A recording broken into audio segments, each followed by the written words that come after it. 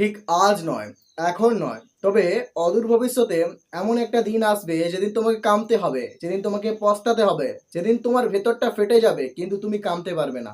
চোখের জল ফেলতে পারবে না। তুমি পস্তাবে, তুমি নিজেকে শোধরাবে, শোধরাতে চাইবে কিন্তু সময় পাবে না। কারণ তুমি হারিয়ে ফেলেছো। এখন তুমি যেভাবে বেঁচে আছো ঠিক আর কয়েকটা বছর পরে তোমার এই বেঁচে থাকার ধরনটা টোটালি পাল্টে যাবে। এখন তোমার কিছু মনেই হচ্ছে না। এখন তুমি আয়েসে পের করে দিচ্ছ। এখন তুমি অলসতায় পের করে দিচ্ছ।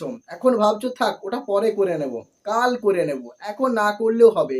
এটা আমি কেন করব? এটা তো আমার কোনো প্রয়োজন নেই। কিন্তু প্রয়োজন ছিল কি না সেটা বুঝতে পারবে ঠিক কয়েকটা বছর পেরিয়ে যাও তারপরে। যখন জীবনের এই স্টেজটাকে পার করবে তখন বুঝতে পারবে রিয়েলিটি ঠিক কতটা যন্ত্রণাদায়ক।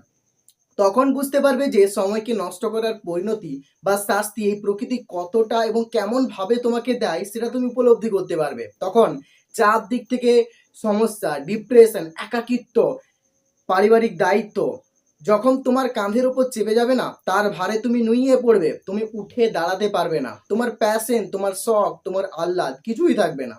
তুমি শুধু তখন বেঁচে থাকবে শুধুমাত্র তোমার চাহিদাগুলো পূরণ করার জন্য। এখন যতটা ফ্রিডম নিয়ে তুমি সামনের দিকে এগিয়ে চলছো, তখন কিন্তু এই ফ্রিডমটা তুমি পাবে না। কারণ তুমি এখন অনেক সময় নষ্ট করে ফেলছো, আর এখনো করছো, আর নিজেকে শুধরাচ্ছ না। অতীতে যা করেছিলে আজও ঠিক তাই করছো।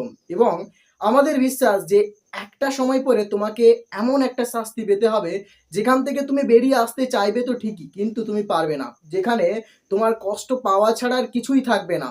এই কষ্ট থেকে পরিত্রাণের জন্য তুমি অনেক চেষ্টা করবে, হাজারো প্রন্থা বার করবে, কিন্তু কোনো প্রন্থায় তখন তোমার কাজে দেবে না।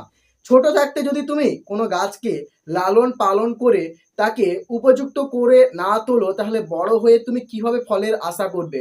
জীবনের সময়টা খুবই অদ্ভুত, জানেন তো? জীবনের এই সময়টাতে যদি একটু পরিশ্রম করেন, নিজের প্যাশন সবগুলোকে দবিয়ে রেখে যদি একটু নিজের ওপর ফোকাস করেন, এখন থেকে যদি ভাবতে থাকেন যে জীবনে হ্যাঁ আমাকে এটা করতে হবে, এখানে পৌঁছতে হবে, আমার ভবিষ্যৎকে সুরক্ষিত করতে হবে, তাহলে আমাদের বিশ্বাস যে আপনি ভবিষ্যতে ঠিকই সেগুলো অর্জন করতে পারবেন।